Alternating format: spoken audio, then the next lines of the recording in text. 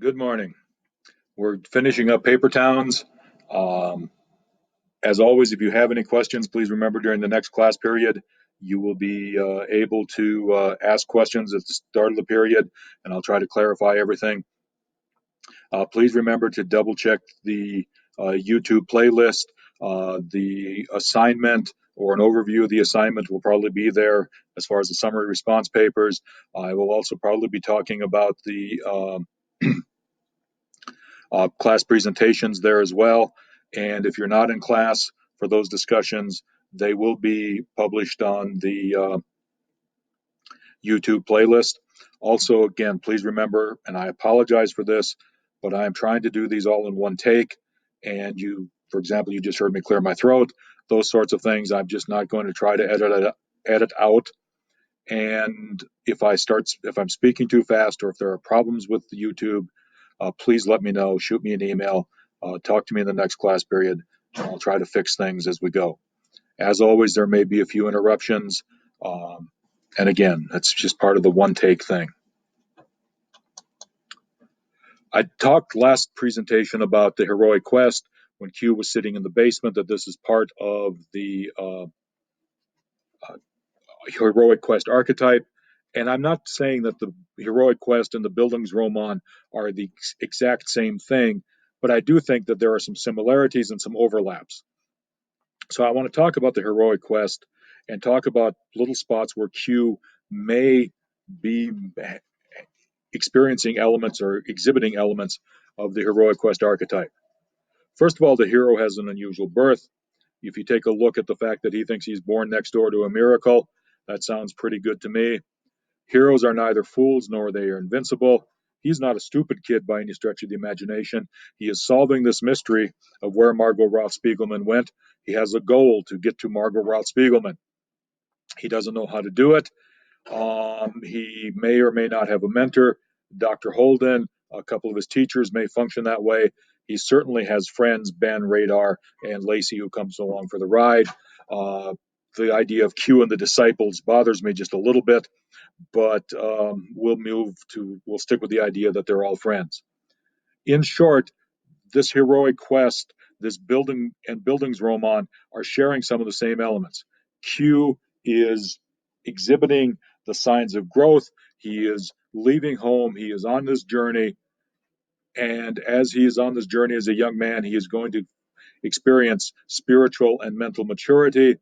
But the heroic quest has some overlap as we go here. I'm not sure how much real danger there was. There was the car wreck, but I don't think that was real danger. I don't think the beer bottles filled with urine function as talismans. We talked about the descending into darkness already. Uh, there was some change. I think there was maturity. I'm not sure the wounding. And I think, look, the book plays up this idea of the metaphors that we have, that there's no shortage of metaphors, and there's a certain amount of wisdom developed, this maturity that's developed by understanding that the metaphor that one has, or the metaphor that one accepts, excuse me, is a metaphor that has implications.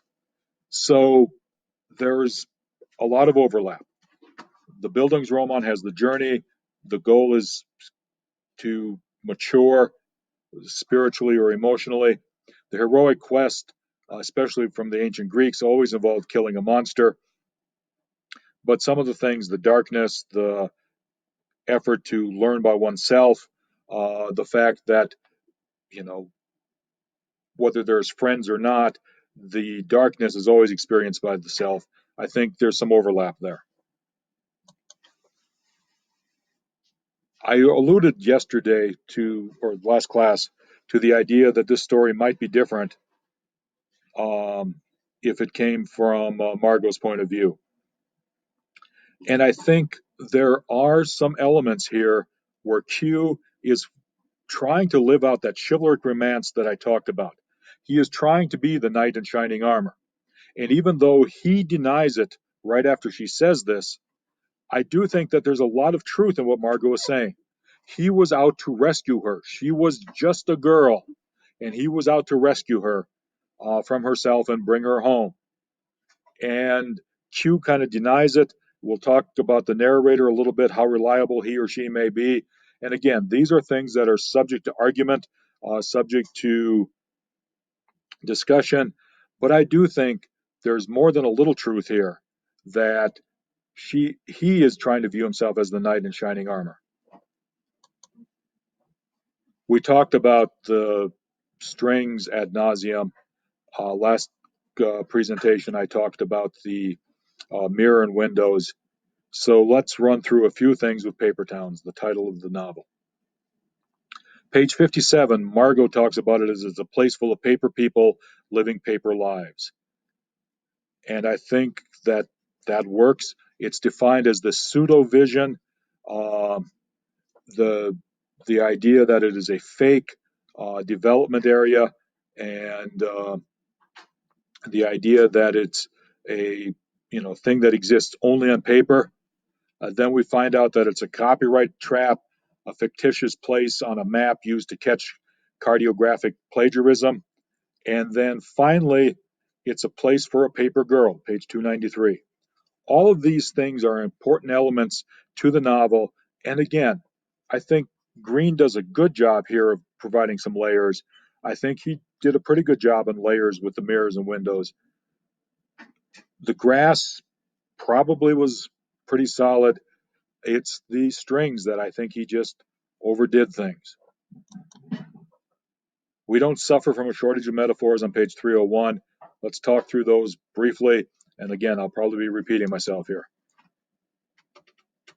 I think he is coming through this idea of strings and the breaking of strings. I don't recall a tennis racket, so in my perverse sense of humor, I thought I would add the one set of strings that Green doesn't allude to, and perhaps I missed it skimming the book again. But if you choose the strings, you're imagining a world in which you can be irreparably broken. We'll talk about literary theory and how one views literature, and let's face it, how one views literature automatically um, colors how one reads the novel. And here it's the same thing. The metaphors one chooses colors how one lives the life in the novel. And that, again, strikes me as a sign of maturity, strikes me as a sign of wisdom that Q has developed throughout um, this book. The grass, the idea of the interconnected thing. I think he's going a bit strong here, the idea that you can understand but become one another. I'm not sure anyone can become fully another person.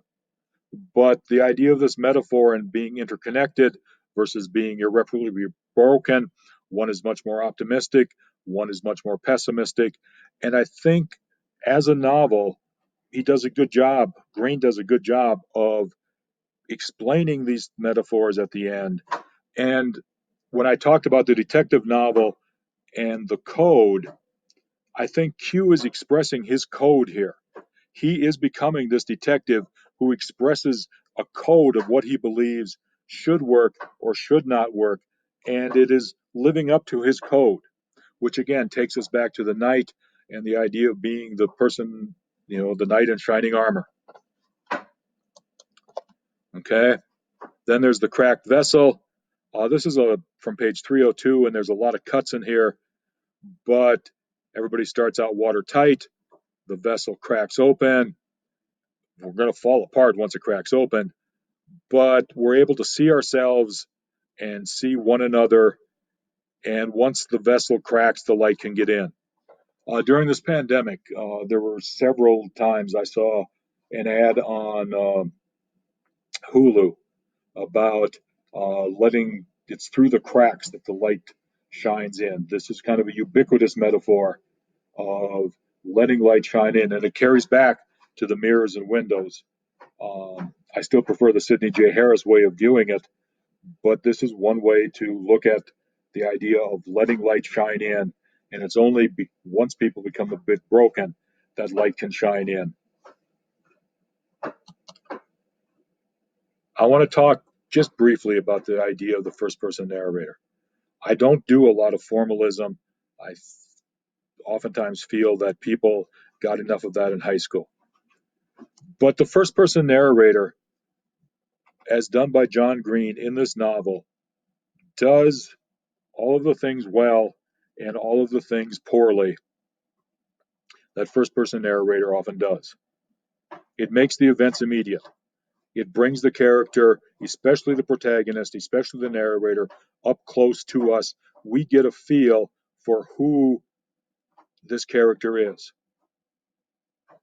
However, the narrator does have a bit of unreliability associated with him. He is a teenage boy, and at the start of the novel, he's a teenage boy in lust with a miracle. Okay? And we don't get to see the story from Margot's point of view. How would the story differ if Margot tells it? I think that's important. If you look at this piece of art that I stole from the interwebs, the other thing to remember is that this is popular in young adult fiction. As a young adult novel, having the first person narrator tell his or her story is an important element of the whole concept of young adult fiction. Okay, as I've said several times, this is a survey class. We are running through things very, very quickly. And as we are running through things very, very quickly, it's important to understand that we're just trying to get a feel of the different types of young adult novels, some of the key elements inside each young adult novel, or if it's not a novel, the case of the memoir, having what exactly is going to carry over from memoir to novel, from novel to memoir. So we'll start picking that up in class when we get to the memoir A Long Way Gone, and understand that we're going to be flying through these things. So please, please, please work to keep up with the reading. As always, I hope you have a good rest of the day. And if you have questions, we'll talk in class next class period.